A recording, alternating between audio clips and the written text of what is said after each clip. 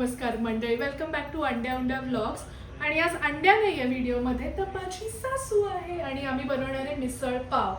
अंड्या तिकडून सांगतोय की उद्या तुम्ही जाणार आहे तर तुम्हाला कसं वाटतंय आम्हाला असं सोडून जायला. मम्मी परत का चालल्यात माहितीये, एवढी पोते पोते भरून आंबे ते पिकलेत, मग त्यांचा जीव आंब्यात अडकलाय म्हणून आम्हाला सोडून त्या चालल्याय.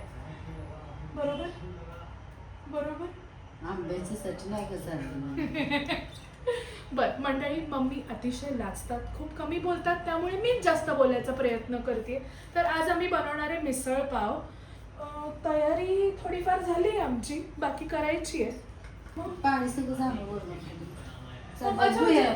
बर आंबे तुला देते पावच आणली, काय करायचं? ठेवायची का हे राहिलेले शिल्लक?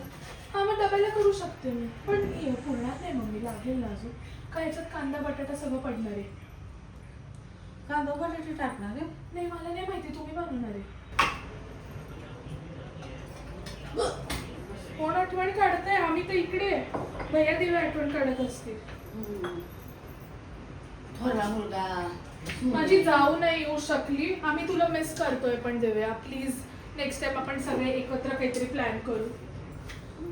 आणि आज आम्ही मिसळ बनवतोय. मी आधी चिरते मग धुते ना.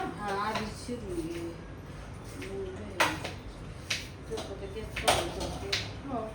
आज मिसळ पाव करायचं. येस मम्मी, एकदम घरगुती मम्मीच्या हातची चवीची मिसळ. आम्ही ना असं खूप काही काही वेगवेगळं खातोय. म्हणजे मम्मी आल्या तेव्हा, तुम्ही पहिले आल्या तेव्हा आपण काय बनवलेलं, पिठलं आणि भाकरी बनवली होती. अंड्याची ग्रेव्ही, अंडा मसाला बनवलेला. मग त्याच्या दुसऱ्या दिवशी आम्ही डायरेक्ट पुरणपोळ्या बनवलेल्या. म्हणजे आम्ही असं डिरेक्ट वेगवेगळ्या प्रकारचं खातोय. आणि काल आम्ही रात्री आळूच्या वड्या बनवल्या आणि आज आता मिसळपाव बनवतोय. कशात काय हे नाही, आम्ही वेगवेगळे पदार्थ खातोय.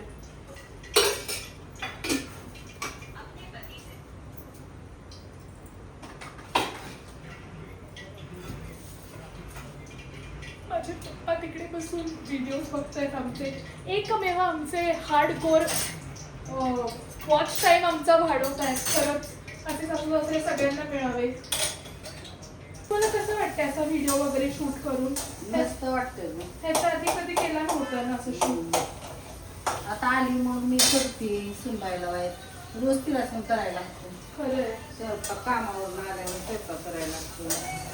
प्रेम लागतं ह्याच्यासाठी. आता आली तर करते. माती बघ ना किती निघाली. हे घरच्या झाडाचे आंबे. हा आंबा आहे, मी आयुष्यात पहिल्यांदा एवढा मोठा आंबा बघितलाय. आमच्या मामाच्या तिकडे, मामाच्या गावचा आहे आणि घरचं झाड आहे, ऑर्गॅनिक. आणि एवढे मोठे आंबे, आणि यांना असं झाकून पिकवायला ठेवायची पण गरज नाही आहे, ऑटोमॅटिक असे ठेवल्यावर पण पिकतात. हो केवढे आहेत. हात दुखला उचलून, एवढं जड येते.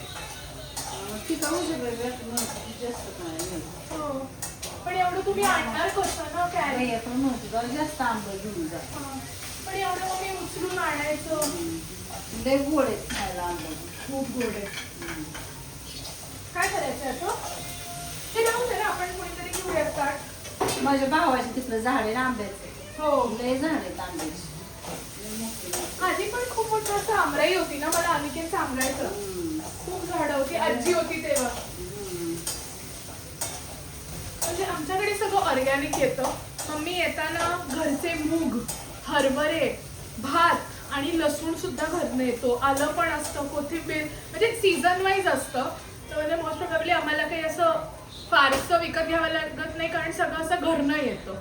कुठून मामाकडनं, मामाच्या इथनं येतं किंवा मम्मी घेऊन येते, असं ऑल ऑर्गॅनिक. मला दाखवते मम्मी भाजी कशी बनवते. मम्मीने मस्त तेलात कांदा परतून घेतलाय, कोथिंबीर आणि हळद टाकली आहे ना मम्मी आता. आणि आता मटकी परतून घेत आहेत.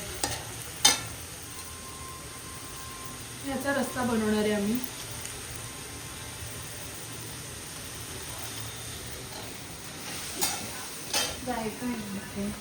हो कढीपत्ता देऊ का? थांबा मी देते पटकन. अँगल काढ. हो हो सगळे लोक ते टाकायचंय हो. आधी टाकायला पाहिजे का आम्ही कढीपत्ता नंतर टाकलाय जाऊ दे तरी पण मी घरचीच आहे ना तुमची वाली तुम्ही जी घरून मसाला दिलाय तोच वापरूया नको. हा? मग ती लाल तिखटाची देऊ का गुलाबी डब्बा तीच टाकूया ठीक आहे आलेचा मम्मी चांगलं राहा म्हणतोय अजून तुम्हाला तर लगेच जायचंय. अरे घरी गाय आहे ते. घरी आंबे आहेत. गाय आहे ते.